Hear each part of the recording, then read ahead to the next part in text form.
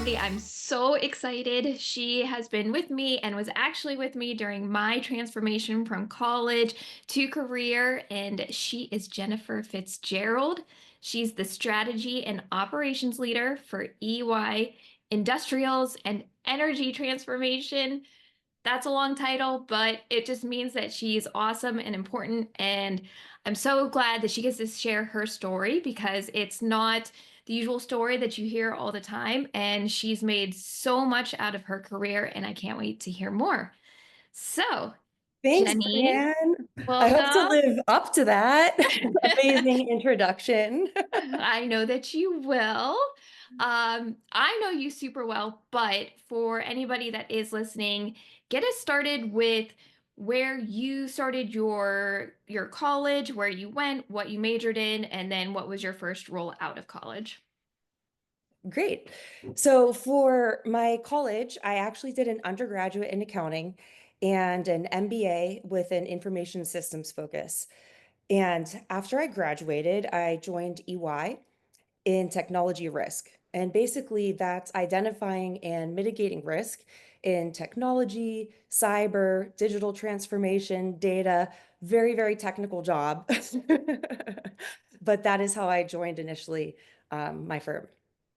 And you've done a lot of things since you've been at EY. You've gotten a lot of promotions, changed roles, done things that you're passionate about. Tell us about that journey. So the initial job that I got in technology risk, it was a great learning experience and really gave me a whole view kind of what our firm can offer. In doing that, I actually realized that I have this great passion for innovation that's kind of progressed, along in the different careers that I've had over the years. And I really found myself wanting and desiring a career that's more focused on innovation. So I started looking into different opportunities within our firm, and there was this innovation team that was being stood up. So I applied for that and I got in, which was super exciting for me to have something that I could be so passionate about and go to excited every day, and such a great learning opportunity. It's constantly evolving, in so many different ways, from the technologies to how it affects industry. So it's really a fun, challenging opportunity. So I found myself in the innovation team. I was working to accelerate ecosystem partnerships. So if you think like Microsoft, SAP, those types of technology partners that we have, accelerating our partnerships with them. And then eventually I was asked to help stand up a venture studio. And so that's developing solutions that can be scaled across many different industries. And at that point, I realized that I needed to refocus kind of my career and really upskill myself in a sector industry really to help develop myself and my skills. So I started working in the industrial product space, and I started as a chief of staff, which was incredible. It's really, there's so many surprising things about manufacturing, and I know you're going to laugh. Everyone does. But there is groundbreaking innovation that really helps companies transform what they do, how they do it, how their efficiencies just change the game. And we can help competitors and clients basically scale what they do. And so I was very surprised that this space offers such an incredible opportunity to work in innovation as well. So I loved that. And so after that career as chief of staff, I recently started in the strategy and operations role.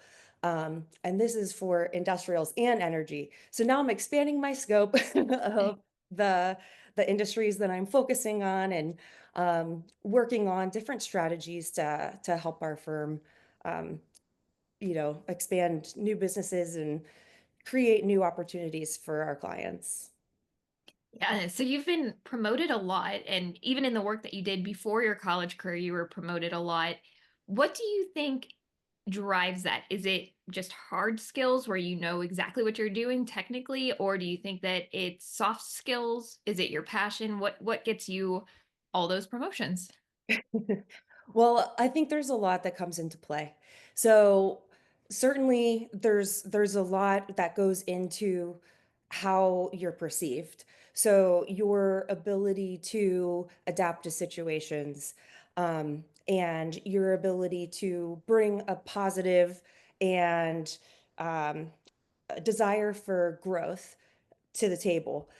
And I think that as that's one aspect of it. I think for me, one of the biggest things and one of the biggest drivers for my growth personally has been my desire to learn and to upskill.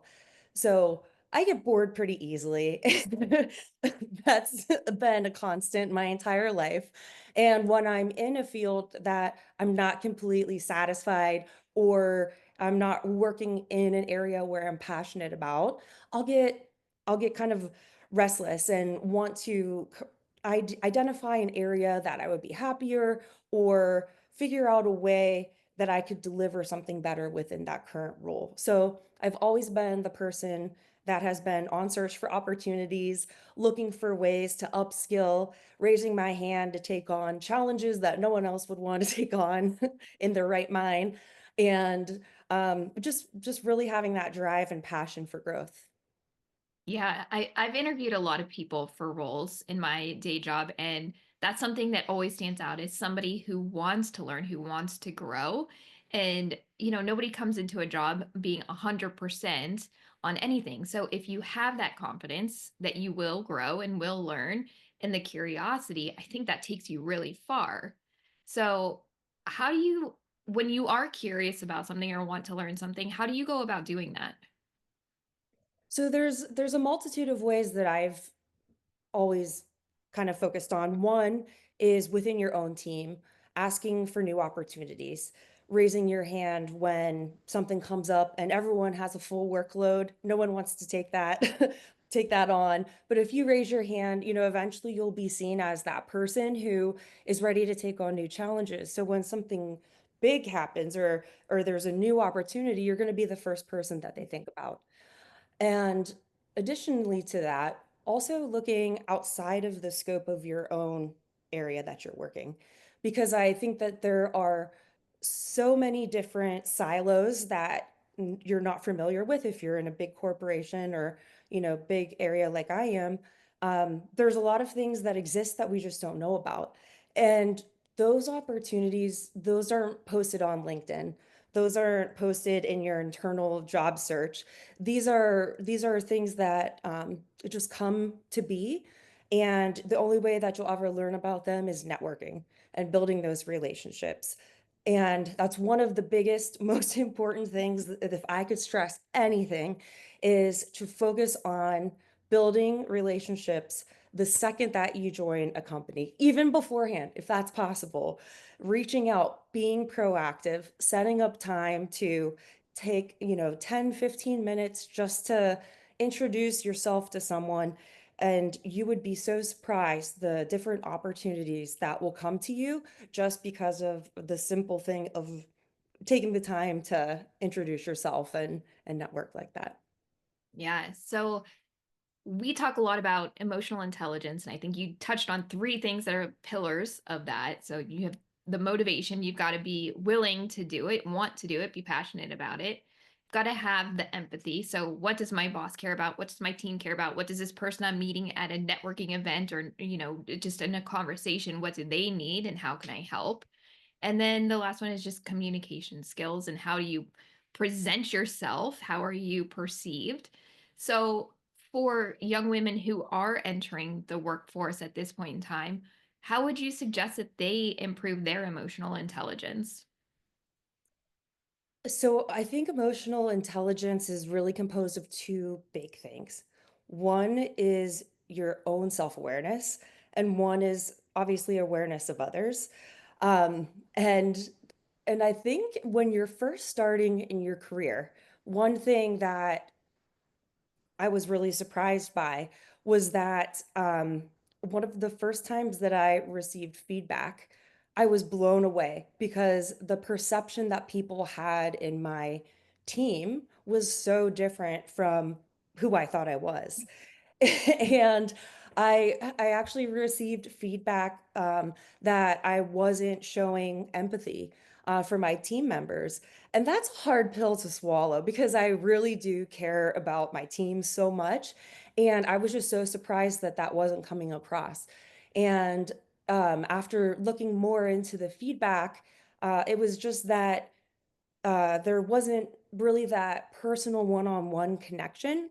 And in reflection, I realized it's because I try to keep things so professional because Mhm. you're entering this new field, you don't know the people, you try to, present yourself as professional as possible, and you don't let people into that real layer of who you are. And, in reverse, I was trying to also give people privacy, for their own lives. And so I thought, this is what people want to see. And it was not the case. And so after I received that feedback, I immediately, started showing people the real me. And that was when I started to, you know, have better teaming, better relationships, getting more opportunities. And so I think the key about empathy is it being genuine, and really actually caring and really putting yourself in the shoes of someone else.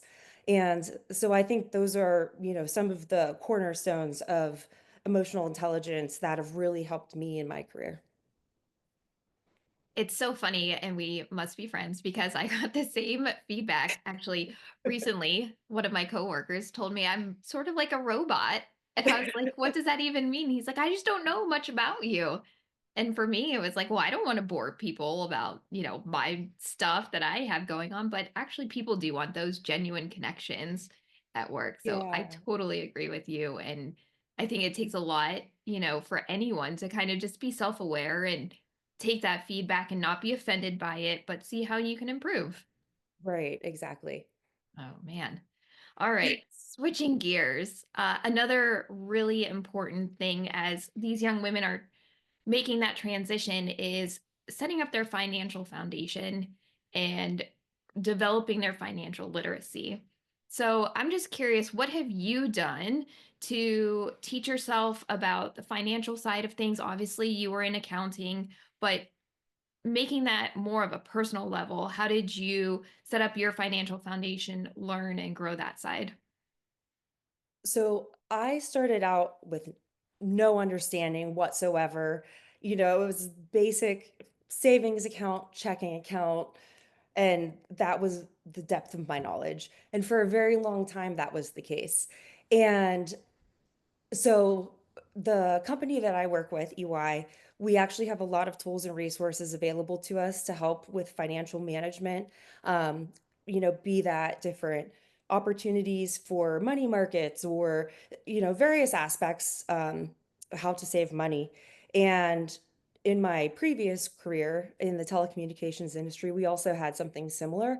And I would say that using those resources to make sure that you have a good understanding of what's the best use of your money because it varies person by person, and taking advantage of the different resources and tools that are available to you is, I would say, super important because otherwise you're leaving money on a table, right?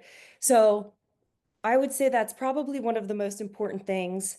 And then I also have always just had a big chunk of savings that I could fall back on just in case something would or were to happen.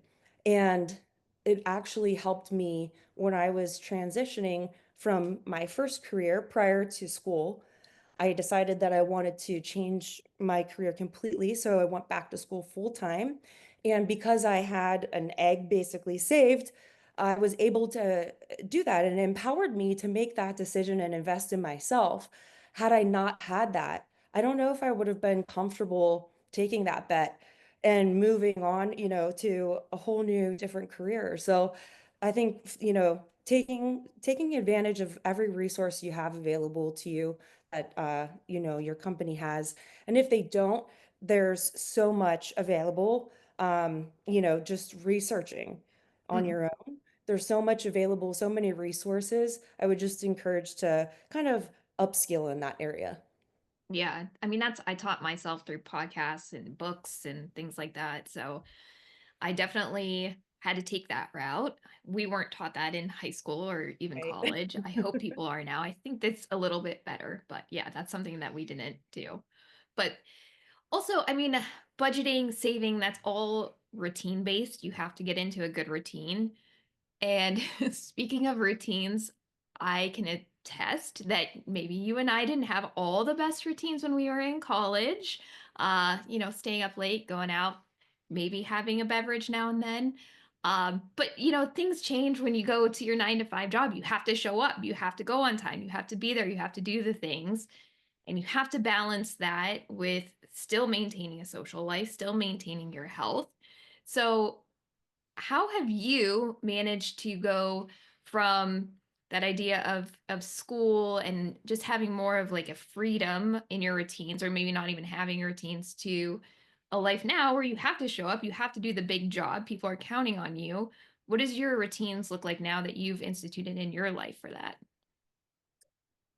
I would say one of the biggest things that I changed about 2 years ago is I started setting time for myself aside on Sundays because I always had the Monday scaries, is that what it's called, or Sunday scaries, Sunday whatever scaries, that yeah. is. I would always just start my week on Monday, like right off the bat, diving right in. And I realized that if I start to do a little bit of prep ahead on Sunday, that it makes my morning and the ease into the week just a much easier transition for me. Um, and then also on Mondays, I make sure to set my expectations for the week. And I always do it in order of importance of what needs to be done immediately, what needs to be done this week, what can wait until further down the line. And I set that for me and my team so that way we know exactly what we have to accomplish, no questions asked. Um, so starting off your week with intent and then giving myself a little bit of time, behind the scenes ahead of Monday to prepare has really, I think, changed the way that I work. Yeah, that's I think it's so important just to get your mindset shifted into it. So that's good. And plus you still need your personal time to just decompress. So making that transition between the two, I think is hard as if you just are showing up at 8 or 9 a.m. and you're like, okay, and it's very Right. jarring. Yeah. And we're on. Yes. Yes, exactly. Okay, so wrapping it all up, looking back, what's maybe a challenge that you experienced that taught you the most about career growth over the years?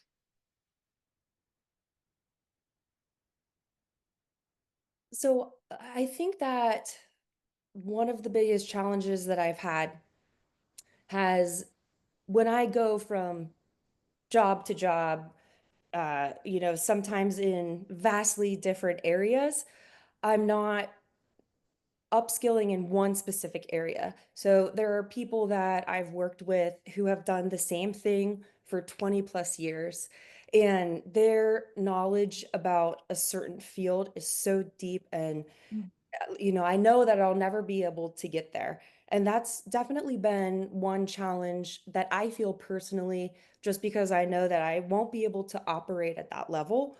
Um, However, I think that this challenge I might only feel that because what I do offer is a really dynamic perspective that not a lot of people have the opportunity to get.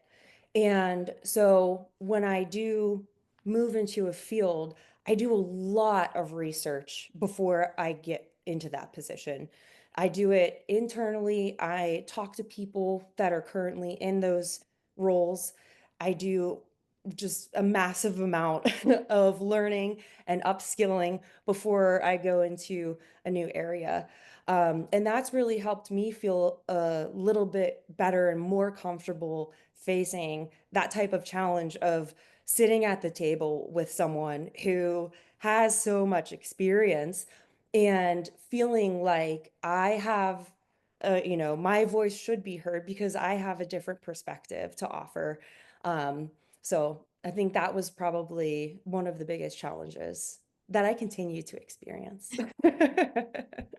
Yeah, I mean, I love that though. Like I always think like your vision is yours and yours alone, and it's so awesome because it's a mashup of everything, right? It's every piece of art that you've seen combined with every book you've read, with every song, with every job, with every experience that you've had to create this one unique thing that only you can offer.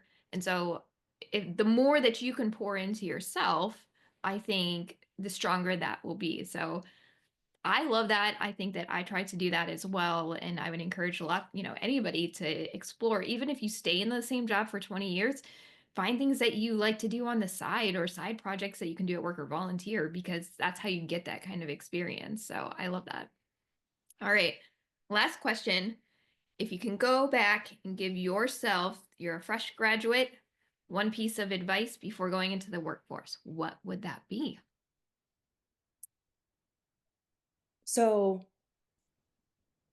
I immediately went from a 8+ year career straight into school. I took as many classes as I possibly could, even more so than you're supposed to. And I convinced the dean of our business school to let me do it so I could graduate as quickly as possible.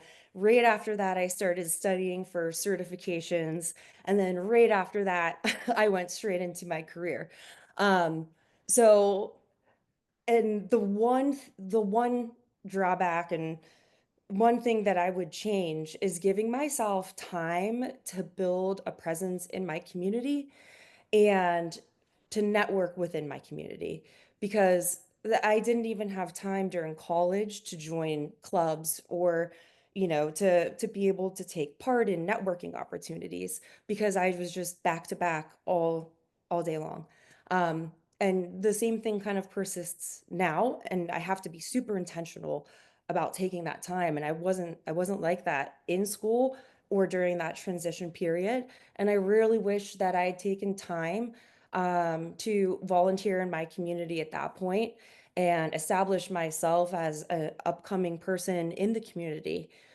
So that's definitely one thing. If I could go back, I would, make myself do that because I think having those relationships with your peer group in your community, having that as a sounding board, having that as a group you can go back to for advice would have been so invaluable. And I've been lucky because I've been able to establish that within my company now, but it would be great to have that, already kind of at the beginning of my career and within my community.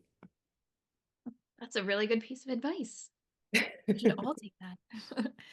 All right, Jenny, thank you, thank you, thank you. I love you so much. I Thank appreciate you being you. on. This is so It's an amazing and honor. appreciate it.